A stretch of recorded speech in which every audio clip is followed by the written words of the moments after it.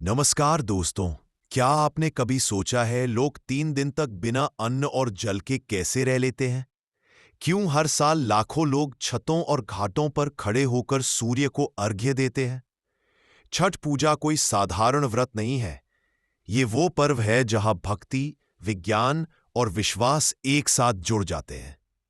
मुझे आज भी याद है बचपन में जब माँ छठ करती थीं, तो वो नहाए खाए से लेकर उगते सूरज को अर्घ्य देने तक हर नियम बहुत श्रद्धा से निभाती थी। तब समझ नहीं आता था कि ये सब इतना जरूरी क्यों है। लेकिन जब मैंने बड़ा होकर रिसर्च की तो जाना कि छठ पूजा के हर नियम के पीछे गहरा वैज्ञानिक कारण छिपा है।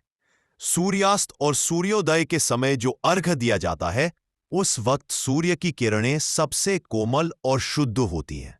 वो हमारे शरीर को ऊर्जा, विटामिन डी और सकारात्मकता देती है। जल में खड़े होकर सूर्य को देखना हमारी आंखों और मन दोनों को स्थिरता देता है। यानी ये पूजा केवल आस्था नहीं, बल्कि प्रकृति और शरीर का संतुलन है। अगर इतिहास देखें तो इसकी शुरुआत त्रेता युग में हुई थी। कहा जाता है कि जब भगवान राम और माता सीता अयोध्या लौटे तो उन्होंने सूर्य देव की पूजा करते हुए छठ व्रत रखा था। बाद में कुंती और द्रौपदी ने भी यह व्रत किया, अपने परिवार की सुरक्षा और सुख समृद्धि के लिए। तभी से यह परंपरा पीढ़ी दर पीढ़ी चली आ रही है। आज भी जब घाट पर महिलाएं अर्घ्य देती हैं तो ऐसा लगता है जैसे सूर्य देव और छठी मैया खुद आकर आशीर्वाद दे रही हों। छठ पूजा हमें सिखाती है संयम, श्रद्धा और प्रकृति के प्रति आभार ही असली पूजा है। अगर आपने कभी छठ पूजा को करीब से नहीं देखा तो इस बार जरूर अनुभव कीजिए।